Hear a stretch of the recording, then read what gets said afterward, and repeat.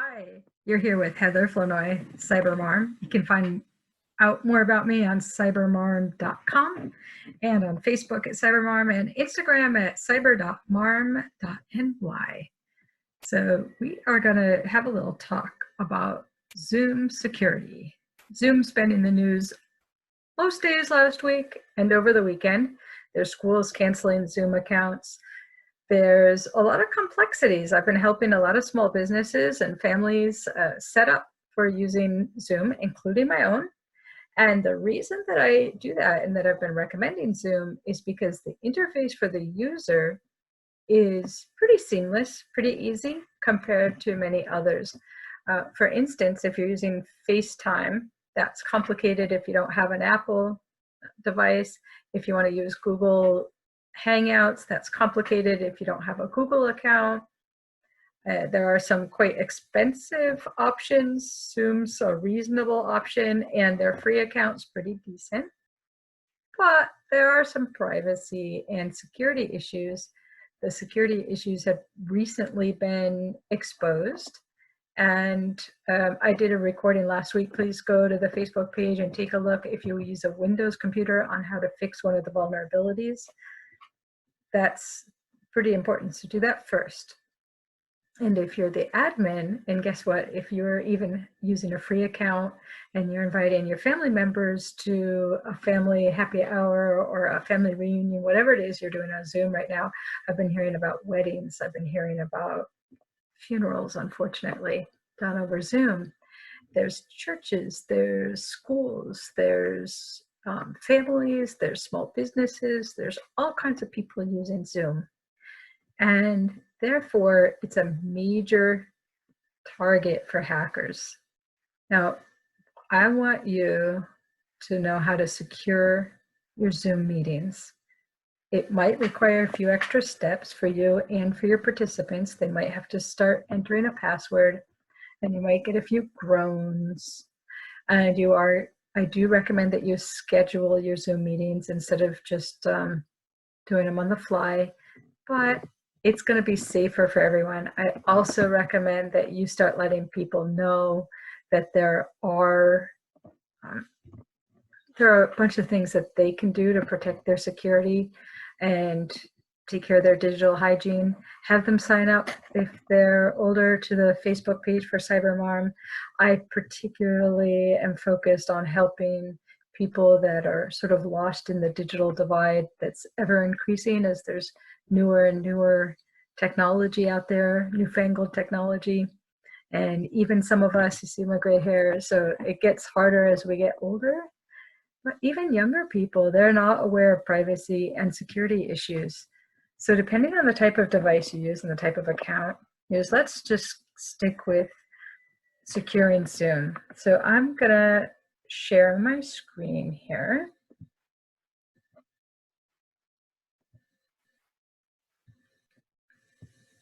And here is my Zoom account. So I'm gonna change all this information after I log off from this, so you can write it down if you want, but you're gonna go on the left here, you see profile, meetings, webinars, recordings, and settings. Profile, you can scroll down, and just a quick note here, if for some reason you thought that you were hacked, that your account has been used by somebody else, or your password has been used somewhere and you were using the same password on Zoom as you were using in other places, and you just want to make sure that you're not exposing your family and your business friends to your Zoom history and other things that could be done with your Zoom account, dude, come here, sign in, sign me out from all devices. And here's a little explanation of that. And then also, if you've lost your device, you'll want to initiate that. And then go here, the sign-in password, edit that. Let's get that updated. Really important. Please don't reuse passwords. We need unique and strong passwords everywhere. More important than ever, we are under attack in the US, but around the world, and the the whole world is basically in a crisis, and hackers are increasing in their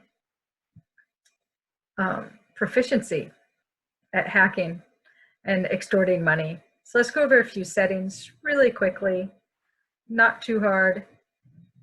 But the things that are important are, let's not do join before host. Let's leave that one off. There's a few reasons why. Just in case your meetings were compromised and some porno person wanted to share things with your other host members. That's probably, once you password protect it, it's really up to you if you want to join before host, but it has been recommended that that's turned off.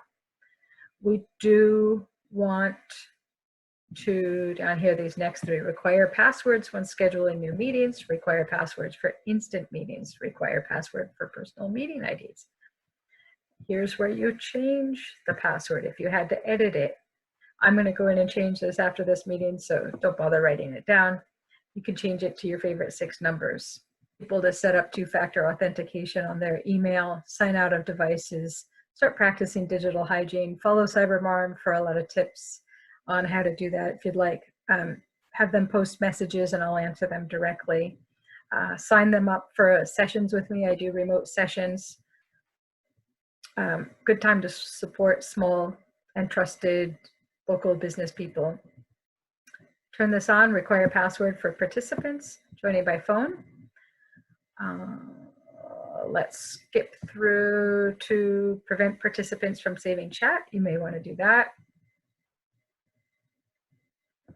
You do want this on, play sound when participants join or leave, and you can set it so it only bothers you and not other people, you as the host.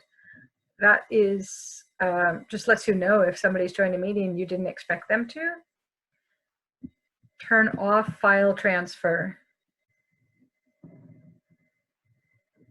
Turn off, make sure far end camera control is turned off.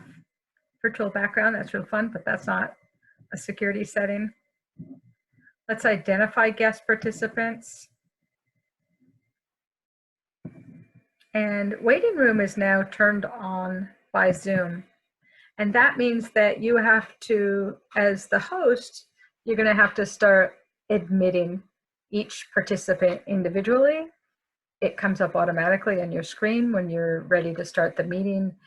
It'll show that there are participants waiting and you'll admit each of them into that. It's a little extra step for some added security. So if there's somebody you don't recognize, you won't admit them. I've been waiting on the live chat on Zoom pretty much all day. I started at number 515. It went down a little bit, but Zoom support's not really available right now. That's why I'm making these videos. I'd like to get some answers directly from them. I would like it if we could further secure our free Zoom accounts with 2-factor authentication, another level of security. It seems that that is only available for paid accounts. So if you're using a free Zoom account, consider upgrading in order to enable that. But also just keep your account secure. Don't sign in on all different devices. Use a unique password. Sign out of all devices if you think that there's any way that your password has been compromised. You know, settings to do in your online Zoom account. So now there's another step. When you go to schedule the meeting or start the meeting, you may be doing that from the local app. And in which case you still have a few more steps. So being the admin is a bit of responsibility. I'm just going to share my screen with you quickly. You are going to open the app on your computer. And let's see here. You will see new meeting, join, schedule. And then you're going to schedule a meeting. And these things will be automatically populated. You know that you change the duration. From now on, you're going to have a meeting ID automatically generated. It's automatically going to be saying require meeting password. That's now a basic setting that will be on. And then down at the bottom, you'll want to enable waiting room. Zoom has said that it's doing that for all accounts, but I found that that was not enabled automatically. And again, that is a security setting, and it allows you to determine who's allowed to join the meeting or not. So it's like a little review. You only want, if it's your family, you only want your family members. If it's your friends, if it's, you never know what one's doing and they don't want anyone else to see it.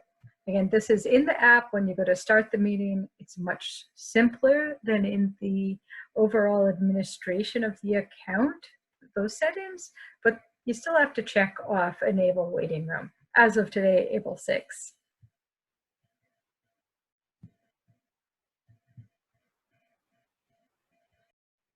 If you'd like to see if any of your accounts have been compromised and are for sale in databases by hackers and scammers around the world, try going to monitor.firefox.com.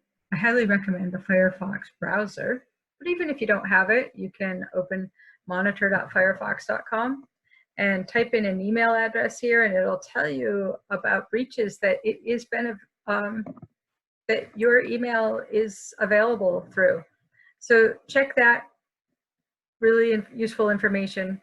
Practice safe cyber hygiene. Check out cybermom.com. Talk to you soon. Be safe.